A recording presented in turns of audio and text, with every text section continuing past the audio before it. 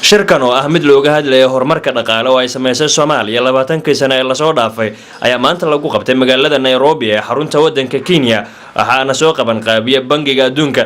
shirka oo ay ka soo qayb galeen ganacsato isugu jira Soomaali, Kenyan iyo waliba sidoo kale bangiyo iyo hay'adda lacagta adduunka ayaa waxaa si gaar ah loogu amaanay shirkadaha xawaaladaha Soomaalida oo gacan weyn ka geystay horumarka dhaqaale oo ay sameysay dalka Soomaaliya 20 sano ee la soo dhaafay safiirka dawladda Soomaaliya u fadhiya dalka Kenya Ambassador Jamal Maxamed Xasan oo gabagabada shirka la hadlay warbaahinta ayaa ka warbixiyay waxyaabaha shirka looga hadlay waxaana hadaladiisii kamid ahaa sidaad arkayseen waxaa halka ka socda shir dhaqaalaha Soomaaliya looga hadlayo iyo update laga bixinay xaaladda dhaqaalaha Soomaaliya ku sugan yahay badan baa dadku sheegeen in Soomaaliya dhaqaalaheedu aanu fiicnayn xaaladdu dhaqaalahaan marka loo fiiriyo dadka wax soo saarka gudaha dadka dibadda wax laga keenayo waxa soo dhan maanta waxa cadeena in dadka Soomaaliya raba inay investment gashadaan in dhaqaale gashadaan in wadanku diyaar u yahay inuu ka fiican yahay wadamo badan oo la soo tiray Afrikaana Soomaaliya ka dhaqaale fiican tahay ganacsatada Soomaalida inay wadanka wax badan geliyaan waxaan ugu baaqaynaa dhammaan ganacsatada wadanka Kenya joogta iyo kuwa Soomaaliya jooga kulligood wadan gudihiisa investment lagu sameeyo Soomaaliya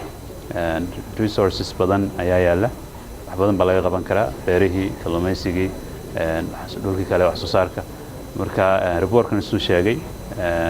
arintaas waa arin runtii Soomaaliya u tusaysa adduunka inay tahay wadankeenu dib u soo kabanayo dhaqaalihiisuna hor u socdo arinta kale aan ka hadalay oo muhiimka ah waa arinta xawaaladaha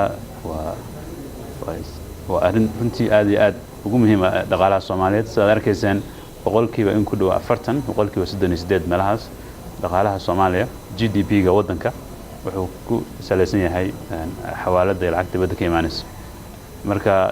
waxaan rabnaa oo ku celinayaa in xawaaladaha ay yihiin arrin muhiim ah ummadda Soomaaliyeed markasta joogaan ilaa inta dadka Soomaaliyeed ama dawladda Soomaaliya ka sameynayso wax dhaama xawaaladaha in xawaaladaha shaqadooda sii wataan xawaaladaha la caawiyo oo sidii mataqaanaa looga caawin waxyaalahan lagu eedeynayaan aan isku dayn dhamaanteed dawladahan oo diyaar baan inaan ka caawinahay intaas aan ku soo koobayaa reportkan wuxuu tusaale u yahay in Soomaaliya soo noqotay Soomaaliya ay xooggan tahay dhaqaalaheeduna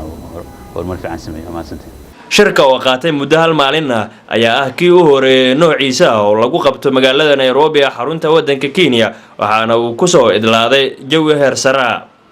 Umar Caaqil warbaahinta qaranka Soomaaliyeed Nairobi